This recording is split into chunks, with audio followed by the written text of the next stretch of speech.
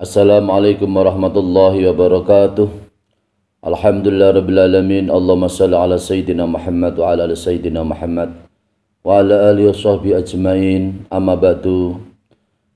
Kaum muslimin dan muslimat yang saya cintai, yang dirahmati Allah Subhanahu wa taala.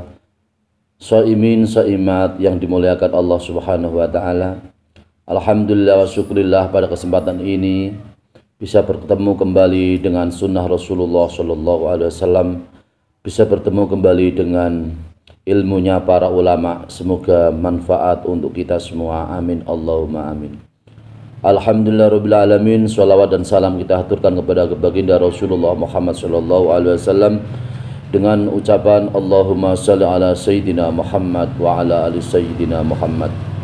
Pada kesempatan ini mengaji kitab Hikmatut Tasyri' wa Falsafatuhu, yaitu mengaji kitab hikmah dan falsafat atau filsafat syariat Islam yang dikarang oleh Ali Ahmad Al-Jurjawi, ahadu ulama'il Azhar, yaitu dikarang oleh Ali Ahmad Al-Jurjawi, salah satu ulama kota Azhar, yaitu kota Kairo atau kota Mesir, dengan tema yaitu hikmah puasa pada Shahifah 132 sampai 135 dengan hikmah-hikmah puasa Ramadan sebagai berikut ini. Bismillahirrahmanirrahim. As-shaumu huwa ahadu arkanil islami al-khamsati allati buni 'alaiha al-islamu wa yanqasimu ila lughawiyyin wa syar'iyyin. Amal lughawiyyu fa huwa al-imsaku al-mutlaqu an ayyi syai'in kana fasumiya al-mumsiku anil kalami huwa as-samitu shaiman. Wasyaumu asy-syar'iyyu huwa al-imsaku anil akli wasyurbi wal jima'i naharon ma'aniyati. Artinya adalah puasa itu salah satu rukun Islam yang jumlahnya 5. Islam didasarkan atas 5 ibadah atau 5 perkara. Salah satunya adalah puasa.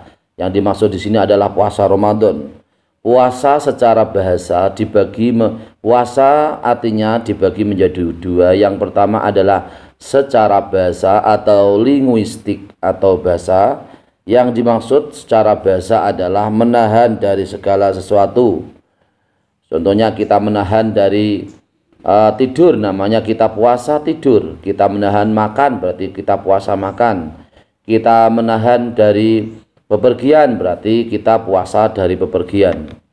Tetapi yang dimaksud puasa secara syar'i, atau ilmu syariat adalah mencegah dari makan dan minum bersama niat puasa Ramadan, mencegah dari niat minum dan jima pada siang hari dengan diniati, yaitu puasa Ramadan. Jadi umpama kalau kita semua ini tidak makan tidak minum di saat Ramadan tapi tidak ada niat untuk puasa Ramadan, maka itu tidak termasuk kategori kita puasa Ramadan. Malahnya salah satu rukunnya puasa Ramadan adalah niat, yaitu nawaitu shoma ghadin an adai fardhi syahri ramadhana hadhihi sanati fardhol lillahi ta'ala. Saya berniat melaksanakan puasa Ramadan besok, pada hari besok, dengan melaksanakan kewajiban Ramadan pada tahun ini fardu karena Allah Ta'ala. Jadi kalau umpama orang minum di saat Ramadan berniat melaksanakan puasa, itu juga tidak namanya puasa Ramadan. Atau sebaliknya, kita semua tidak makan tidak minum tetapi tidak ada niat untuk berpuasa Ramadan, maka puasa kita juga kita tidak kategori tidak melaksanakan puasa Ramadan. Lah kapan niatnya puasa Ramadan? Niatnya puasa Ramadan yaitu dari awal malam. Jadi umpama kita setelah buka, ini boleh kita semua niat, nama itu Somagodin dan seterusnya. Kita habis maghrib setelah buka langsung kita niat untuk puasa besok niat berpuasa fardu karena Allah Ta'ala. Begitu seterusnya ketika umpama kita setelah sholat taraweh berjamaah kita niati puasa bersama dengan imam, dengan makmum yang lain atau jamaah yang lain, kita niati puasa juga boleh atau sah. Sampai batas waktunya adalah waktu imsak. Kalau sebelum waktu imsak kita berniat, maka kisah puasa kita adalah puasa sah. Ada niatnya, kemudian kita disertai dengan menahan makan dan minum. Tetapi kalau niatnya itu setelah imsak, waktu subuh, waktu pagi, habis sholat subuh dan seterusnya, maka ketika tidak ada niat puasa Ramadan, maka meskipun kita berniat puasa, maka puasa kita tidak sah karena kita tidak ada niat dari batas waktunya adalah waktu imsak. Jadi kalau malam habis maghrib sampai waktu imsak itulah waktu untuk berniat melaksanakan puasa Ramadan. Kalau sudah waktu imsak dan seterusnya sampai subuh dan seterusnya kita baru niat, maka puasa kita tidak sah. Kita sudah dianggap tidak melaksanakan puasa Ramadan. Kemudian bagaimana hikmah kita melaksanakan puasa Ramadan? Ini disebutkan dalam kitab Hikmatut Tasyri' wa Falsafatuhum, yaitu ulama dari Mesir, dari Al-Azhar Kairo. Fardhu shaumi fi syahri Sya'bana al-mu'adzami fi syahri Sya'bana al-mu'adzami minas sa'atan sanati saniyati minal hijrati wal hikmatu fi masyri'atihi min jumlati wujuhin fahya awalan syukurullah ta'ala min khaisu kaunihi ibadatan wa qad bayyana fi ghairi hadzal maudhi anal ibadata mutlaqan syukran minal abdi limaulahu ala ni'ami allati la tuhsa wa in ta'uddu ni'matallahi la tuhsuha. Surat Maryam ayat 26. Artinya adalah begini maksudnya. Fardu puasa Ramadan itu difardukan pada bulan Sya'ban yang diagungkan pada tahun kedua dari hijrah. Jadi hijrah Rasulullah itu dari Mekah ke Madinah, kemudian setelah 2 tahun, setelah tahun kedua, tahun pertama hijrah, tahun kedua hijrah. Tahun pertama belum ada kewajiban puasa Ramadan. Tahun kedua adalah setelah Rasulullah hijrah pada tahun kedua baru diwajibkan atau difardukan puasa Ramadan. Hikmah atau manfaat dilaksanakan puasa Ramadan di sini adalah berbagai arah atau tujuan. Di antaranya adalah pertama, hikmah yang pertama diingat, hikmah yang pertama kita melaksanakan puasa Ramadan itu sama halnya kita bersyukur kepada nikmat Allah Subhanahu wa taala.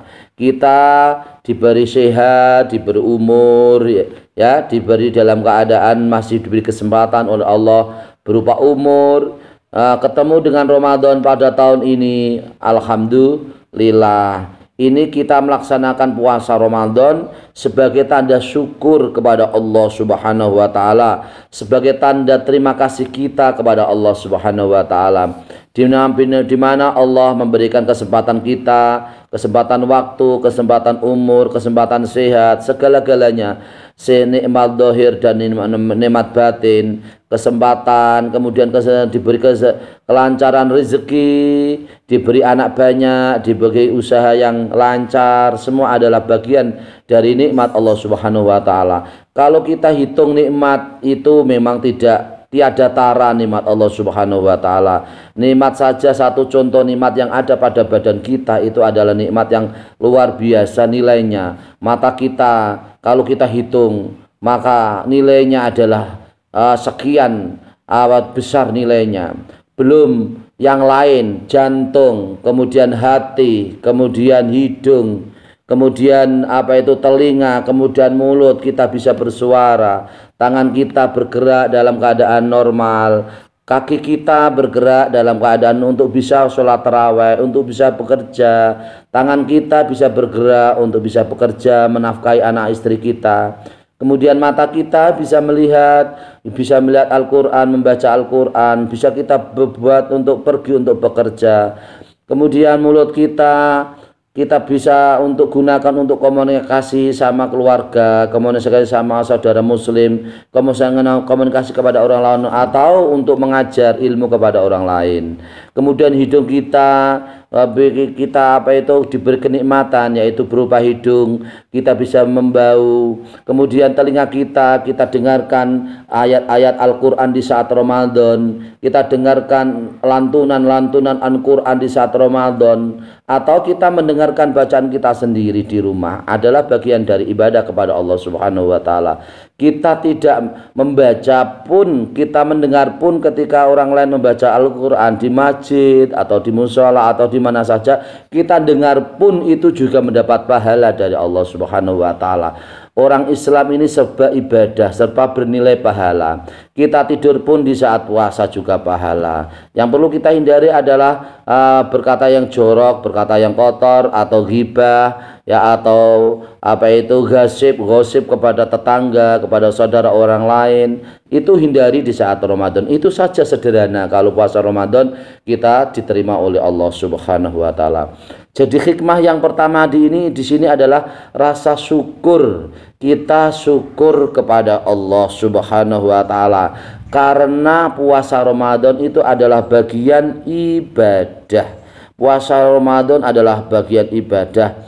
Ibadah yang ada pada ibadah secara mutlak, apakah itu puasa atau sholat atau yang lain, itu kalau kita melaksanakan itu merupakan tanda kita syukur kepada Allah Subhanahu wa Ta'ala, kepada zat yang menguasai makhluk, yaitu kepada zat yang memberi kenikmatan-kenikmatan, yaitu Allah Subhanahu wa Ta'ala. Wa in ta'uddu nikmatallahi la tuhsuha. Apabila kamu semua itu menghitung nikmat-nikmatnya Allah, maka kamu semua tidak bisa menghitungnya.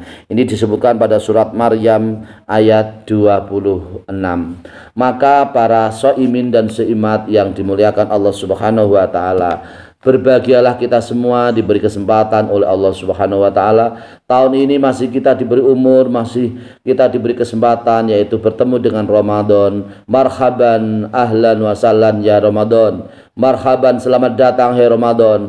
Selamat datang bulan yang mulia. Selamat datang bulan yang sangat agung. Selamat datang bulan yang dinantikan oleh orang-orang Islam. Selamat datang bulan yang dinantikan oleh rindu kepada Allah Subhanahu wa Ta'ala. Rindu dengan ibadah puasa, orang-orang yang rindu dengan ibadah sholat tarawih, orang-orang yang rindu dengan bacaan Al-Quran di saat Ramadan, orang-orang yang rindu dalam hati kita bisa sangat nikmat beribadah kepada Allah Subhanahu wa Ta'ala di saat Ramadan. Kita sujudkan anggota kita, kita pasrahkan badan kita, hati kita, pikiran kita pasrahkan segala sesuatunya di saat Ramadan. Terasa sangat nikmat dan sangat menyentuh dan sangat berpengaruh pada jiwa dan pikiran kita.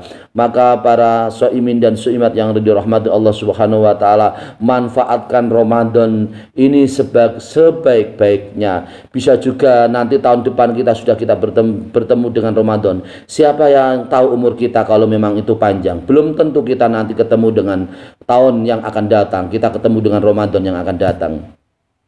Karena Allah Subhanahu wa Ta'ala yang tahu segala-galanya termasuk umur kita. Barangkali bisa juga pada kesempatan ini adalah Ramadan terakhir untuk kita semua. Bisa juga seperti itu. Atau mungkin semoga kita semua diberi kesempatan oleh Allah Subhanahu wa Ta'ala, tahun demi tahun, tahun demi tahun, tahun demi tahun, kita diberi umur yang panjang, bisa bertemu dengan Ramadan, bertemu dengan Ramadan kembali, bisa bertemu dengan Ramadan kembali. Amin Allahumma amin.